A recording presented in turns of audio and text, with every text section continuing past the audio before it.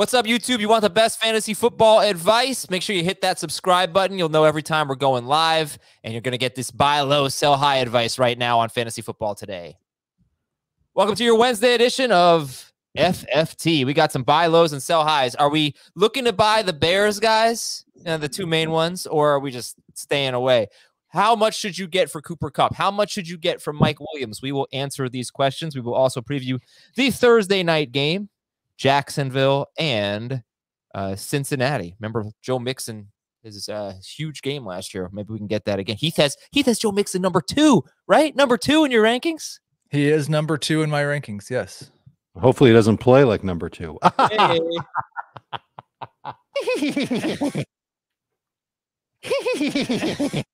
That's you, Dave. We're going to go faster today. That's you, Dave, doing your Billy Madison stuff. Yeah. All right. Weasley impersonation. Yeah. Thank you to Jonathan Hewen for that sound today. All right, here. Let's get to buy low, sell high. Also, we have a guest coming on today. Remember, we did a St. Jude poker tournament like a month ago, and the winner is joining us today to talk a little fantasy football. Is it Phil Hellmuth?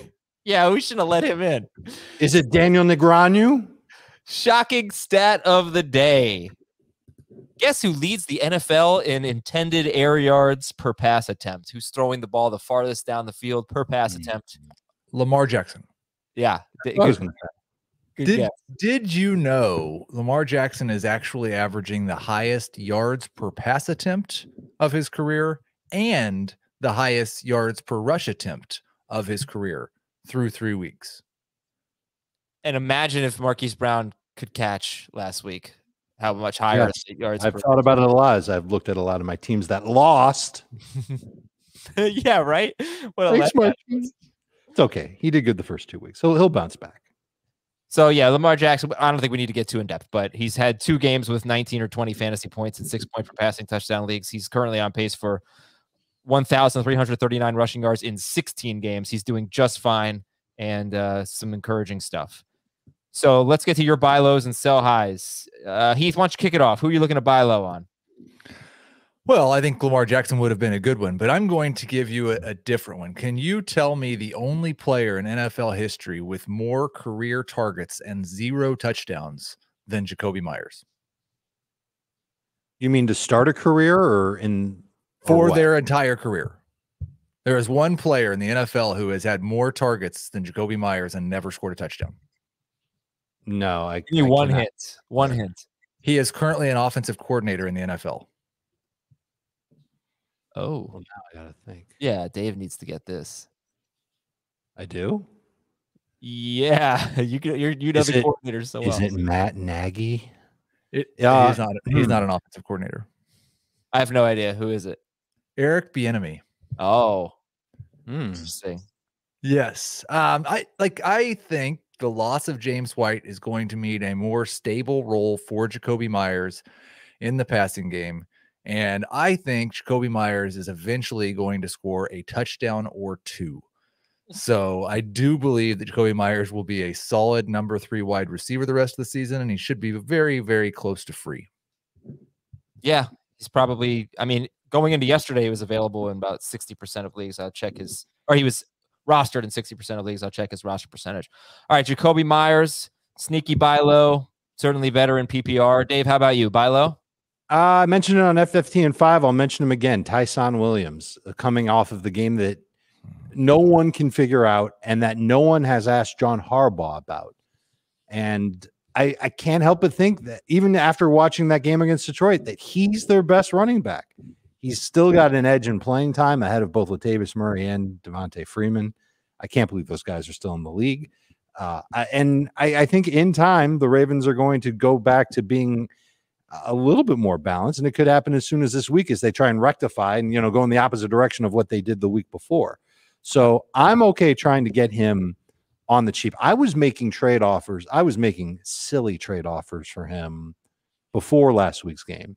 I'm going to go back to those same fantasy managers who turned me down and seeing if I can get him for way, way less after that 5 carry game. A couple of things, and I got into it with Adam and Chris last night. So I'll give an abbreviated version of that. I don't think it's that surprising that John Harbaugh, accomplished NFL coach, believes that he would like to have veteran running backs like Latavius Murray and maybe even Devontae Freeman on the field regularly, as opposed to former college backup running back Tyson Williams, even though Tyson does run fast. Like, there's a reason that Latavius Murray's been in the NFL for a decade. He doesn't suck at playing football. The other thing is, like, the Ravens are getting more balanced by what they're doing this year. They still have 10 more rush attempts than pass attempts this year. Overall. Because they've gone past, right. But Lamar Jackson's going to run 30 to 40% of their rush attempts. He always has. Yeah. That part's not going to change. What's changed is they've gotten more balanced, just like they told us all off season they wanted to. If they're 50-50 the rest of the year, that would mean that they actually pass more than they have so far. You're telling me that they've run more than thrown this year through so 3 far. games. Yes. Okay. They have 97 rush attempts and 87 pass attempts. All right. Right. Yeah. But look, the thing is, they need a running game, right? They have a running game. They've run for. They have a running game. They ignored it last week. They're averaging 175 yards a game on the ground, and they scored 5 touchdowns. I know, but they need a running game that's not Lamar Jackson. And last week they completely got away. I don't know that that's true. I think it's true. It's their identity. If they don't, then Lamar might not make it. Their identity has mostly been Lamar Jackson running. Sure, but they've also used other running backs along the way who have been effective. You're telling me now that they're just going to ignore what they have at running back and make that just a complimentary piece? I think if you look at what they've done for the season, 35 rush attempts for Jackson, 27 for Williams, 26 for Murray. Now, that's a little bit different than what we've seen in the past. What you might expect from the past would be like 31 for Jackson, 31 for Williams, 26 for Murray. But it's not, the ratios are not that far off. Last week was weird in that Latavius had 7 carries and Tyson had 5 and Freeman had 2 or 3. Right. But like normally the lead running back for the Ravens is about 35% of their team carries. But you said you would drop Tyson Williams. I said I would drop him for Chuba Hubbard if he was my worst player on my team. Yes. Yeah, I agree with that. But otherwise, I'm keeping Tyson Williams. I agree with that too. Yeah. Procure him from other managers because I doubt that he has more games with 5 carries. All right. It was such a spotlight game for him last week, and he shriveled in the spotlight, not by his own doing, by the coaches not letting him have carries. And I would imagine that, I mean, you tell me, how many mistakes did he make in week 3? I did not watch all of his snaps like I did the first time. I just think that, like, with Tyson Williams' life to this point, it would be more surprising to me if he is a 1,000-yard rusher at some point in his career than if he doesn't ever have another game with 10 carries. All right, let's move on. Give me some more. Give me some more names. Heath, you're back on the clock. More buy lows. I am back on the clock for buy lows. I am still, for the most part, buying low on Stefon Diggs, DeAndre Hopkins, the round 2 wide receivers, and Calvin Ridley, though I'm more concerned about Hopkins and Ridley than I am Diggs. I would not pay, like you were asking earlier, what do we have to get for Cooper Kupp? I'm not 100% sure that I would give Kupp straight up to get Ridley or Hopkins, but I would buy low on them. But you would give him up for Diggs? I would give up Kupp for Diggs, yes. Okay. Kupp, yeah, I mean, there's a lot to talk about with Cooper Kupp. Obviously, he's had stretches like this before. I mean, just tell me if this matters. Hold on, let me just get the exact notes here. He's the number 1 receiver in fantasy. 2019, his first 5 games, he was on pace for 1,600 yards, 13 touchdowns, 202 targets. He had 4 straight 100-yard games. In his last 11 games that year, he was on pace for 103 targets, 954 yards. That was, part of that was Tyler Higbee came alive at the end. Robert Wood, we've seen fluctuations where we had this Cooper Kupp stretch followed by the Robert Woods stretch. There was the Tyler Higbee stretch where Woods was also very involved and Kupp was on pace for 103 targets, for the last 11 games. And I think it was even worse in the last 5. But, does that matter? Does the pass matter with Cooper Kupp, or is this just like brand new Matthew Stafford? Things are going to be more consistent. The pass definitely matters, and I do think there will be a Robert Woods stretch. I would not be surprised if there's a Sony Michel or Darrell Henderson stretch at some point as well. But I think the lows will be higher with Matthew Stafford. Okay, well put. Dave, how about you? More buy lows? I don't know if I think that he's a total buy low, but I think we need to have a conversation about Kyle Pitts, who really hasn't delivered on the wild aspirations that fantasy managers who took him with the top 50 pick had. He's definitely playing a lot. He definitely has uncommon size. He's not separating that much. Sometimes his routes look like he's running in like half speed, and sometimes he looks like he's running at full speed. And when he's running at full speed, he looks dangerous, but it might be more of like a straight line thing versus, you know, his ability to like wiggle and cut. Maybe he just doesn't have as much of that as he looked like he had in college.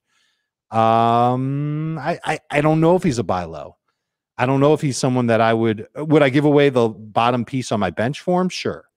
Would I give away my best bench player for him? Probably sure, if I needed a tight end. But I also don't know if people are willing to part with him yet. Although I did see in one of my keeper leagues, someone cut him. They didn't trade him, they cut him. So I don't quite understand that. I'm going to get my waiver claims in for Kyle Pitts in that format for sure.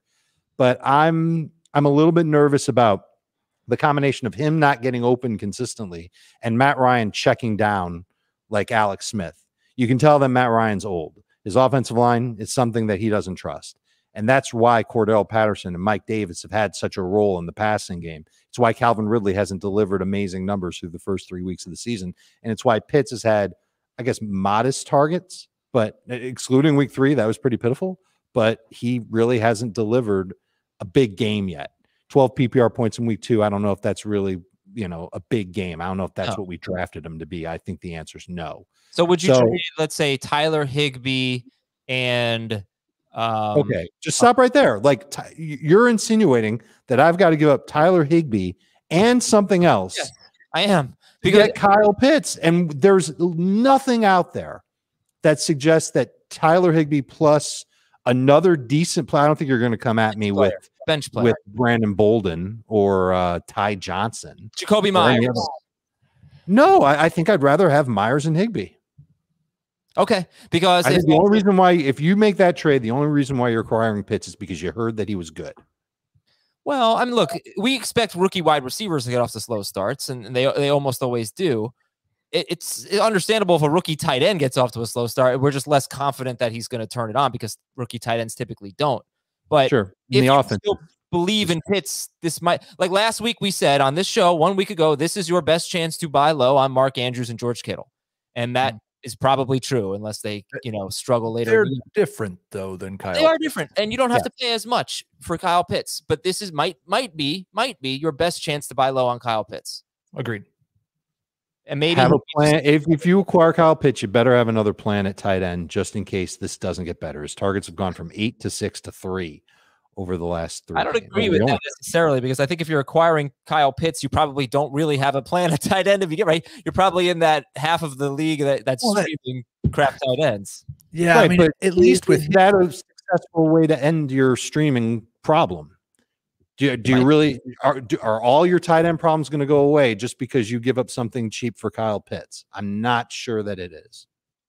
No, but it could be worth the risk if you give up something that you're just not going to use. If you have your 4th or 5th wide receiver and you can trade for Kyle Pitts, I don't even know if that's possible. I don't think that I could pull that off in our leagues, but somebody dropped him in one. You know, you just never know how people are valuing Kyle Pitts. I think fantasy managers are going to be patient with him at least for another couple weeks, but we'll see. All right, we'll talk about some sell highs in just a moment here, unless you guys want to just rattle off more names. We're going to get to plenty throughout the show. Like Dave, you just Cowboys receivers are buy low guys right now for the same philosophy as Mark Andrews and George Kittle. A couple of games they've been bad. I would just say if the Cowboys wide receivers are buy lows, then Zeke is a sell high. I don't know. I think Pollard is a sell high. Pollard you think Pollard's going to get less touches? I think it's possible, and I think that his touches are going to be mostly useless. So Zeke is going to get the goal line work.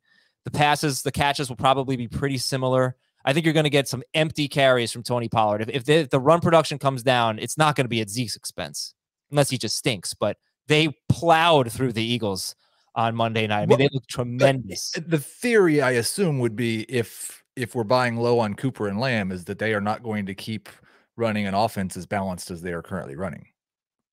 I think that would have to be the case. I mean, Dak Prescott's thrown if like they're not, 26 and I just passes. like Zeke's getting 50. I think he's at 50, exactly 50% of the Cowboys' rush attempts for the year. If they go back to 25, 28 rush attempts per game, then Zeke's not a top 12 running back. Oh, I don't agree, because I think he's going to be extremely efficient, and I think he's going to score the touchdowns, and I think he'll get his 3 catches a game. And I think they're going to have one of the best offenses in football. He doesn't need to have as many touches as he used to have. When it's money time, when it's touchdown time, it's Zeke time. Okay. Come on. You don't think that's, I would absolutely. I mean, it's been true for 2 weeks, so I don't know why it wouldn't be true the rest of the year. It's true for his entire career that he scores touchdowns, except for 1 year. He's had a couple of bad touchdown years because Dak scored all the red zone touchdowns. No, I don't think he had one. The last year I'm not counting because of Dalton. Okay, so he's had 2 years, but you're not counting one of them. I'm not counting the Dalton. Look at what he did with Dak in the first 5 games. He was top 5 running back. Okay. Before the Dak injury, he was probably the most consistent player in fantasy football history. And he's turning out, listen, week 1 was a total disaster, but weeks 2 and 3, he's proven to be great. I don't know if I'm going to say sell high on Zeke. He's never going to be this good again. But if someone comes to me with a crazy offer where I'm, it's a no-brainer on the trade chart and all that jazz, yeah, I'll trade away Zeke. But I'm not actively trying to get Zeke off my team. I think he can stay a consistent contributor for fantasy managers. I want to clarify. I'm not sure the Dallas wide receivers are buy lows. I was just saying if the Dallas wide receivers are buy lows, then Zeke is a sell high. But if it might be that they're just going to, like, they've had so much success these last 2 weeks, I wouldn't be surprised if they just go more balanced than we thought they were going to. They should. In that case, Lamb and Cooper are not buy lows. But you can't get a fair value, especially for Cooper at this point. Yeah, but the whole point of getting Amari Cooper is to get him to be your wide receiver 3, or if you're really in dire straits, to be your wide receiver 2 at a cost much less to what it would have taken to get him on draft day. Tell me, guys, how you're valuing the 2-star Bears, or we thought they'd be stars, David Montgomery and Allen Robinson. Montgomery, I mean, he's had a pretty tough schedule, right? The Rams in week 1, he actually had 100 yards against them. And then Cincinnati and Cleveland have been great against running backs. So Montgomery's had a tough schedule. And, this is what we learned about him. Last year, he wasn't good in tough matchups. He was great in easy matchups. He's got Detroit and then Las Vegas his next 2 games. Then it gets a little harder after that. But and then Allen Robinson has been awful. And the Bears have the 2nd worst offense. Only the Jets have scored fewer points. They're 29th in pass attempts. They were 29th in scoring in 2019, and Robinson was really good. They were 22nd in scoring last year, and Robinson and Montgomery were very good. So how are you valuing them? Do you think they're buy lows, or do you think they're just going to be busts? I'm hanging on to Montgomery. If I was really running back desperate, sure, I'd put in a couple of offers for him, because he's still playing a lot for Chicago and he's still getting a decent amount of work. He's had 4 targets each of the last 2 games. These were games where the Bears were either competitive or getting their butts whipped. And it's on top of the carries that he got against Cincinnati. He had 20 carries, just wasn't efficient with them. That offensive line's a problem, but I think they've got a chance of eventually fixing it. It just might take months, not weeks. And I'm not interested in him. If it's going to take months, I'm not interested. No, but you're buying him low with the hope that he's a competitive starter for your fantasy team the rest of the year. And at the very least, he's going to get work. There really isn't another player on the team that you've got to look at and go, oh, well, Montgomery stinks. They're going to replace him with Damian Williams. And, he's going to be, just a small part of the Bears offense. I don't think that's happening. Dave, this sounds like James Robinson to me. Is he better than James Robinson? I'd rather have him than Robinson. I think I'd rather have him than Robinson too, but I think it's pretty close just based on the strength of Robinson continuing to gain work in the Jaguars offense and do well with it. He's been efficient and if not explosive. Certainly last week, I think you can make the argument that he was very, very good. Robinson was, and Montgomery is going in the opposite direction for now. I'd like to see how he does against an inferior defense like Detroit. Allen Robinson, I'm getting this feeling that Nick Foles is going to be the quarterback for Chicago in week 4. And we'll see how Robinson does with Foles. I'm going to hang on to him too. This is a buy low opportunity for Robinson, but it's a situation where I might give up what I would give up for Robert Woods right now. Like maybe, I'd rather have Woods rest of season. I'd like to go offer Chase Claypool for Woods or Robinson. See if I can get that deal done. I would do that in a heartbeat for Woods. I'm not sure if I maybe they're kind of the same guy. I'd like to go offer Marvin Jones. See if I could get one of those guys. That's different. Sure. I mean, Marvin Jones has been a lot better than Claypool this year. I mean, Robinson is still getting a 25% target share. That's the good news. He just needs better quarterback play. But and he doesn't need good quarterback play. He's shown us that. Yeah, he just needs better quarterback. He needs quarterback play. Yeah. But he needs a quarterback that's not on his back. I love talking about Allen Robinson, but I'll save all my thoughts. Do you want an edge while setting your DFS lineups? The Fantasy Football Today DFS podcast brings you all the DFS insights that you need to dominate. Frank Stanfield, Mike McClure, Sia Najah, they all provide cash and GPP analysis on Tuesdays and Thursdays, deep diving into pricing and matchups. Listen to the Fantasy Football Today DFS podcast wherever you listen to FFT. So let's do the sell highs now. Do you think Cooper Kupp and Mike Williams are good sell highs, or do you think we should just ride it out and enjoy the ride? Just depends on how high you can sell them. I think Cooper Kupp's going to be a number 1 wide receiver the rest of the year. And so I wouldn't sell him for anything less than that. I think Mike Williams is a borderline in that range, probably a top 15 wide receiver. So I wouldn't sell him for anything less than that. If you could get the moon, and I've seen some people get the moon, then it's worth it. But I'm not selling them. Like, their cost on draft day is completely irrelevant to me at this point. I'm not trying to make a 1 or 2 round profit off what I paid a month ago. I'm trying to get the moon. I can't think of a player drafted in the 10th round that had this good of a start. Like, he's the number 2 receiver. There hasn't been a top 5 finisher drafted later than round 6 since Odell Beckham's rookie year when he was undrafted and he finished, I think actually, no, he finished 7th, but he finished 1st in points per game. Played only 12 games. So wide receiver. Strager just pointed out James Robinson, was great, but wide receiver, sorry. So I can't think of a wide receiver like this, because even Devontae Parker, Corey Davis, they weren't this good.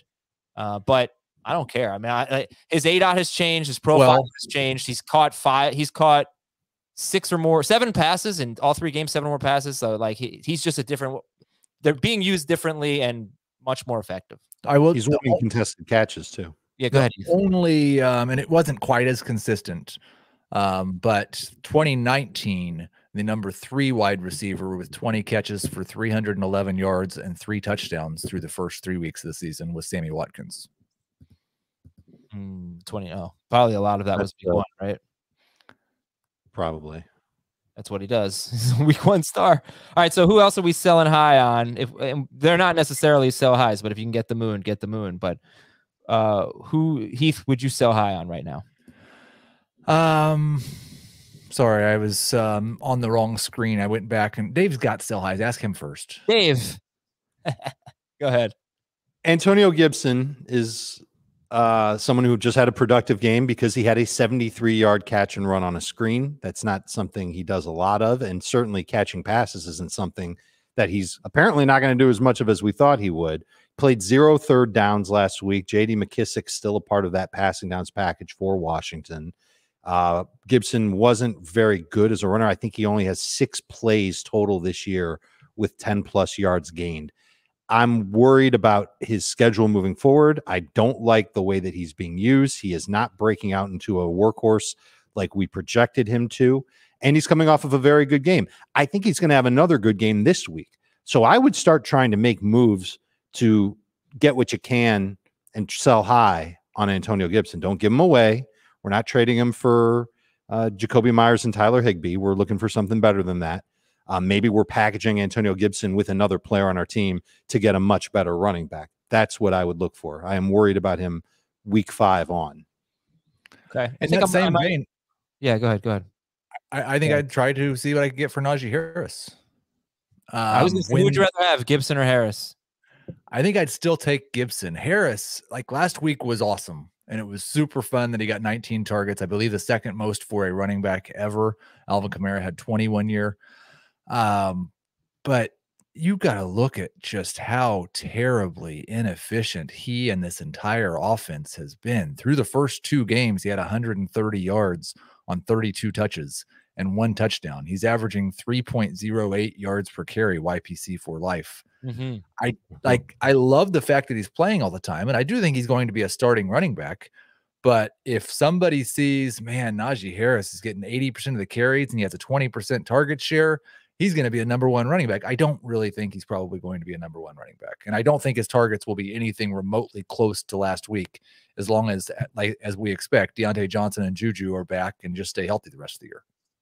And this, Heath, is why I can't see a scenario where Zeke is not a top 12 running back. I just don't think there are 12 running backs that we're going to feel comfortable with. You're not going to, put Kareem Hunt ahead of Ezekiel Elliott. You know what I mean? It's just, if you are lucky enough to have 2 great must start running back, not even must start, because Gibson and Najee are must starts, but 2 great, first round caliber running backs, you hit the jackpot. You drafted DeAndre Swift, and it's not right. It's just that easy.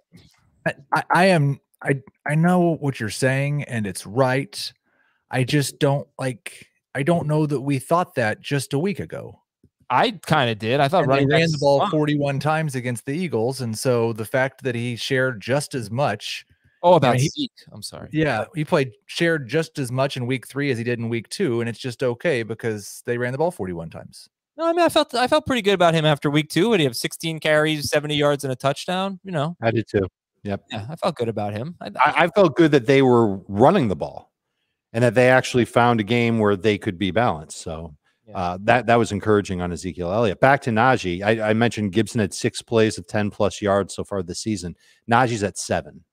Now, the one thing that is in Najee's favor is that I think he's locked into playing all the snaps for Pittsburgh. Like, they're not taking him off the field very much, if at all. And he's definitely getting targets. Hello. So I see Harris as a little bit better in regardless of format, just because he's getting opportunities in the passing game that Gibson isn't getting. And look, I don't know if they can fix Roethlisberger, but I do think they can eventually make the offensive line a little bit better than what we've seen. It's been dreadful through 3 weeks. I do want to say, I don't know that there's going to be much of a difference between Harris and Gibson's targets at all. The first 2 weeks of the season, Harris had 8 and Gibson had 7. Harris got a ton of targets when Deontay Johnson and Juju were out, but Gibson has the same number of targets as McKissick this year. They're just chopping him up. Well, last year that was 150 targets for the running backs. So that means 75 targets for Gibson this year. I don't know if Harris gets there. Well, Harris already has a third of that, so it's not like you don't get credit for those moving forward. If we're having a conversation, if you're asking me who's going to get more targets the rest of season between Gibson or Harris, my answer is going to be obvious. It's going to be Harris, and it's going to be backed by. Are you projecting Deontay and Juju to miss more games? No, I'm projecting Ben Roethlisberger to be getting rid of the ball after a second and a half every time he takes a snap for at least the next 6 weeks. So that's going to help Najee Harris get targets. It's clearly an implemented part of their offense. Whereas Gibson, I'll say it again, 0 third downs played last week. He actually started the year playing some third downs and getting some work in passing situations. And it seems to be dissipating for him. It makes me nervous. And it's not like his offensive line is that much better than Najee's. Brandin Cooks is a top 8 wide receiver. What would you trade Brandin Cooks for if you were going to sell? Allen Robinson. I think you can get more than Robinson for Cooks at this point. But you would rather have Robinson? I would. It's, if you look at their careers, I mean, they both very accomplished careers. They've both been top 15-ish wide receivers. Robinson a little bit better.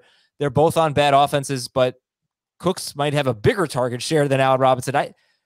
Maybe we just discounted Cooks too much. What's different about him than Robinson? Just you think at the end of the day, more targets for Robinson?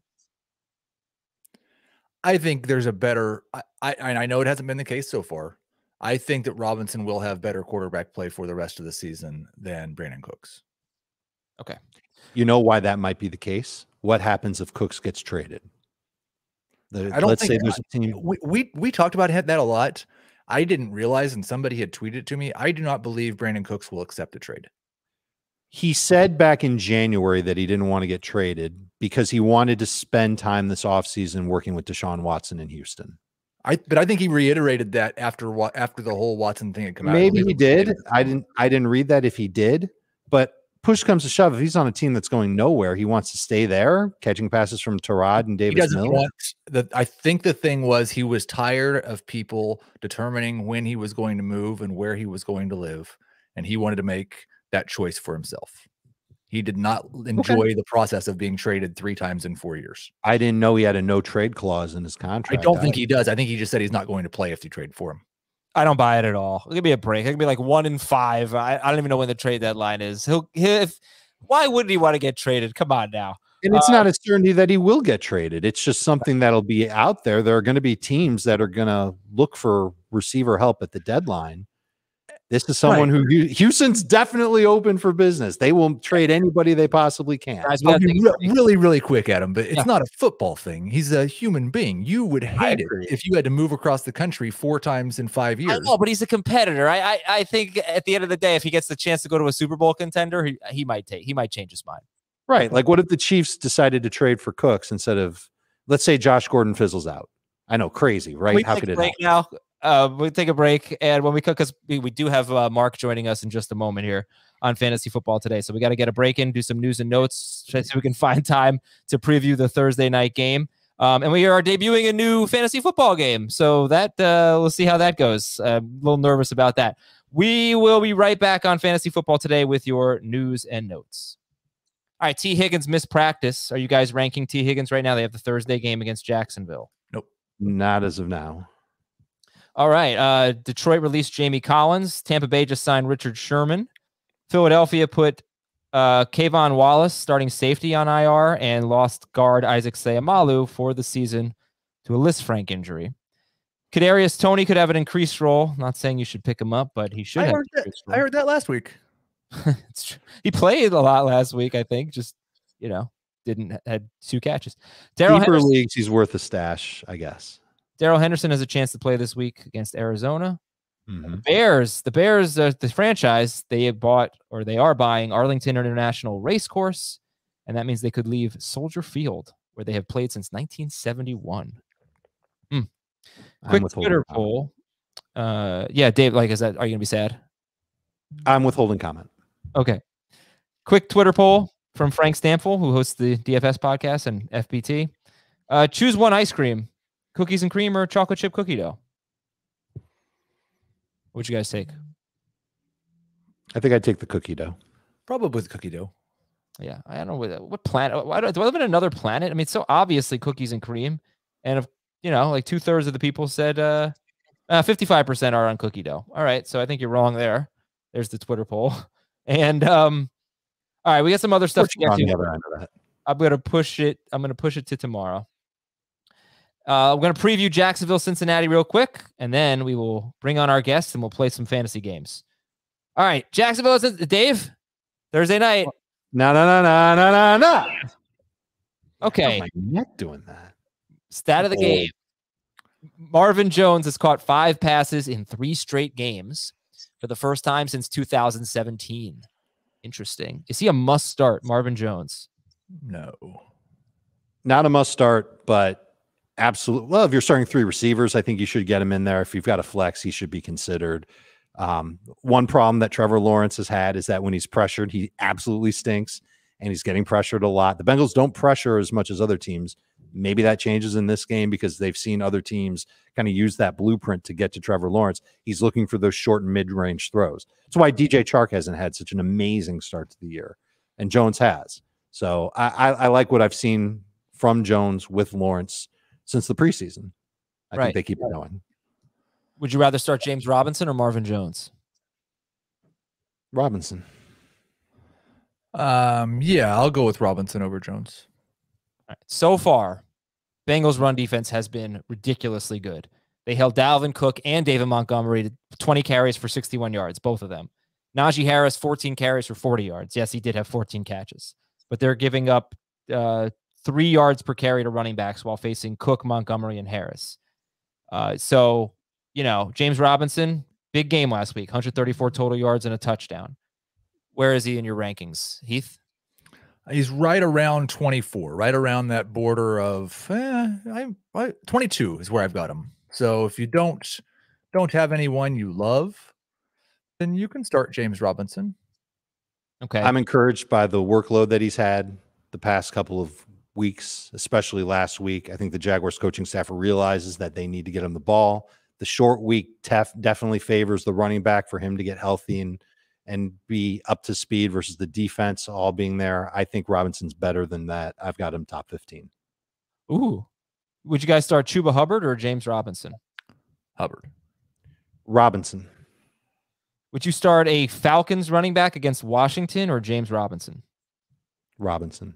In PPR, I'd start Davis. In non-PPR, I'd start Robinson.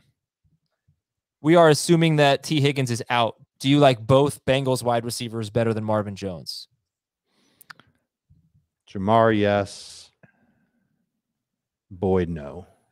I'll take both Bengals in PPR. Yeah. Marvin Jones probably over Boyd and non.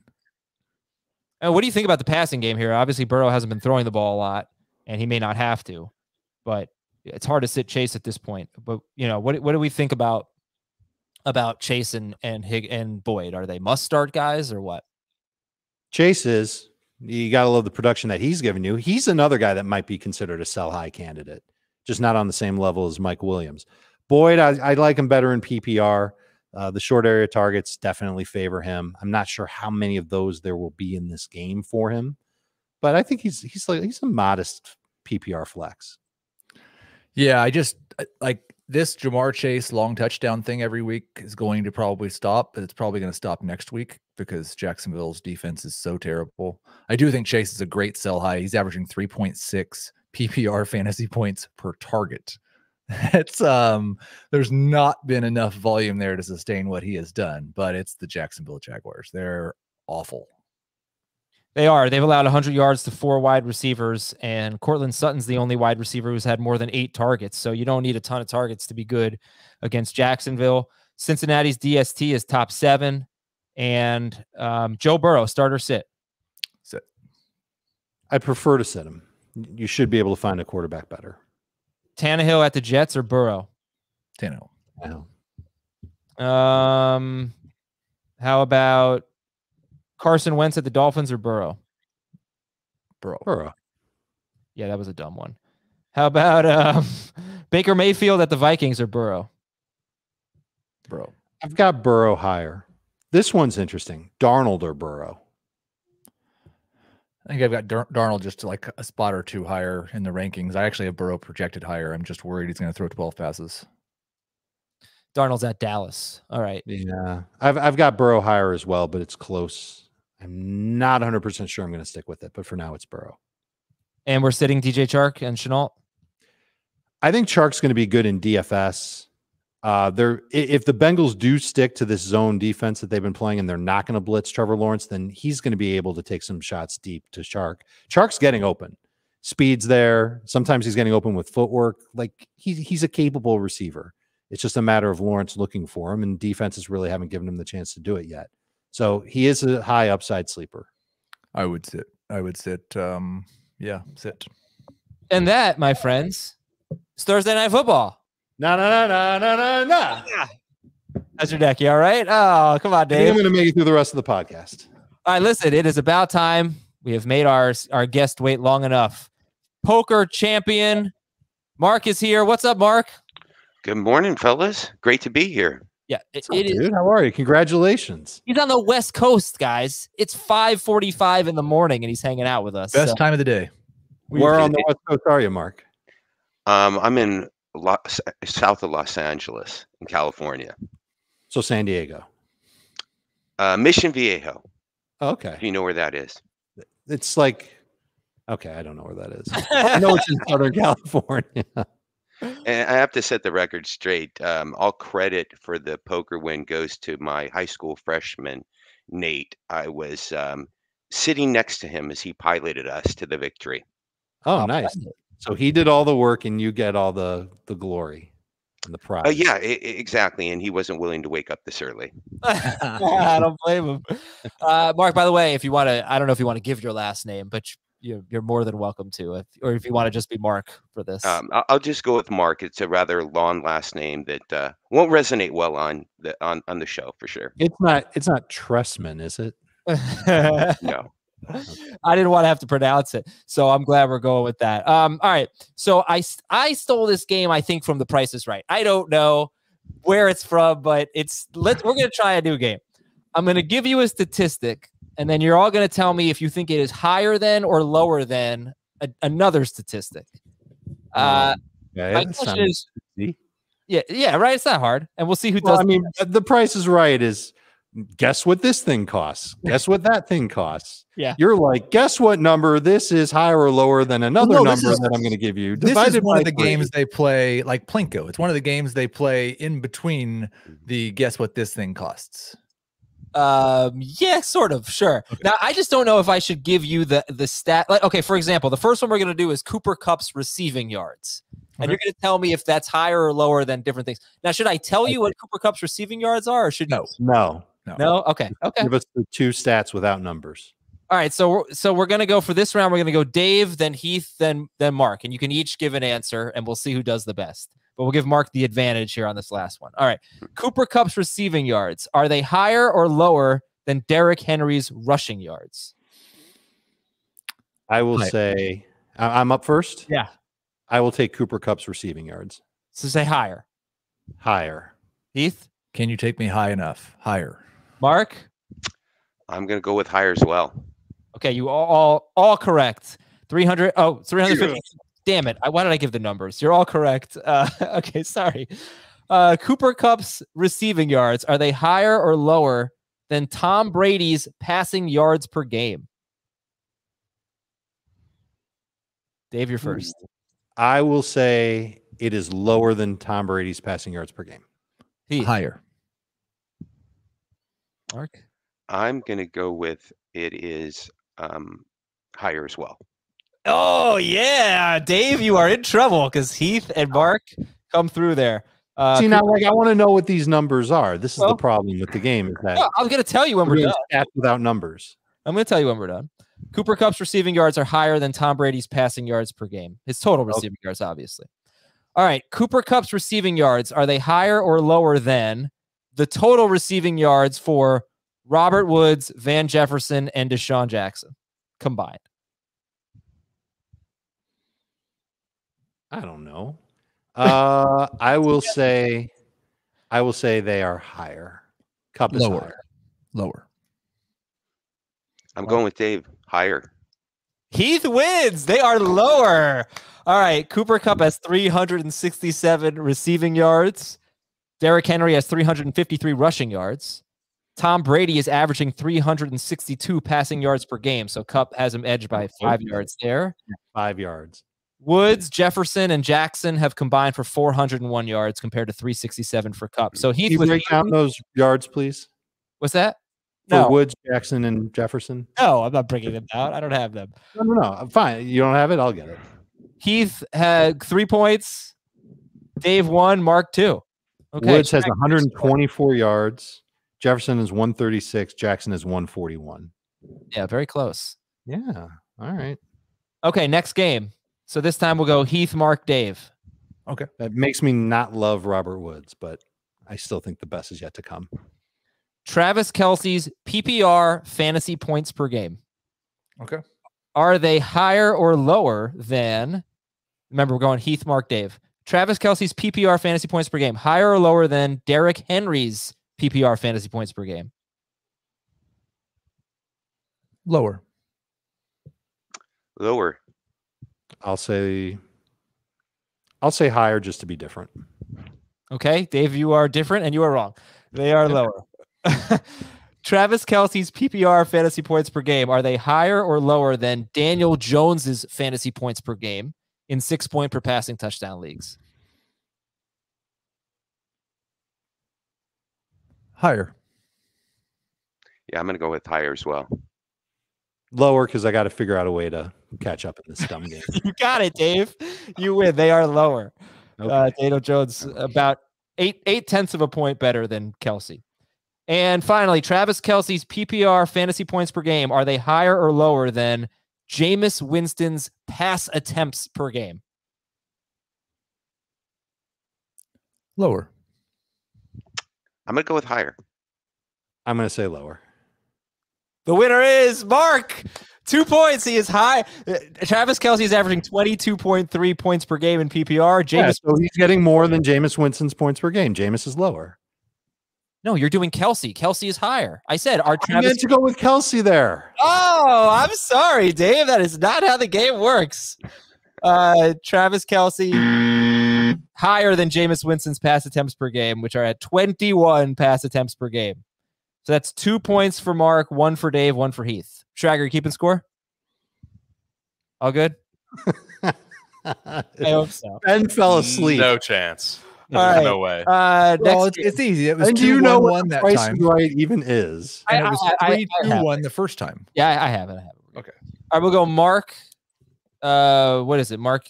Well, isn't it who wins each capsule? No, everyone Like, should each have won an the first opportunity capsule? to be last. Everyone should have an opportunity to be last. Right. It's 4-3-2 is the score right now, correct? I don't know. I'll do it later.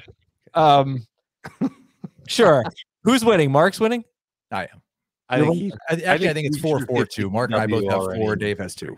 Okay. don't we need to read some like Apple Podcast reviews or something? Should we go with the Alvin Kamara stat or the Mike Williams stat to finish it off? Kamara.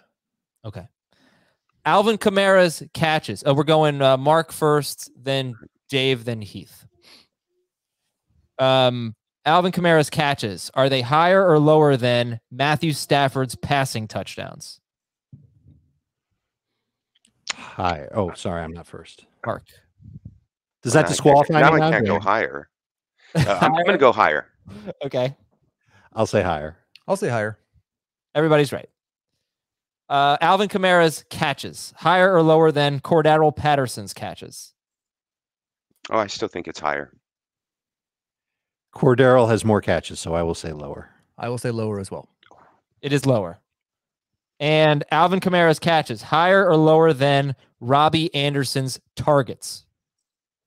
Ooh. Oh, I have Robbie Anderson. I've been disappointed thus far, so I'm going to go with Kamara. So you think higher? Yeah. Kamara. More catches for Kamara than targets for Kamara. Anderson. Okay. Yeah. Higher. Everybody saying higher? I'll go higher as well. Lower. Robbie Anderson has 11 targets. Alvin Kamara has 10 catches. He only has 10 catches.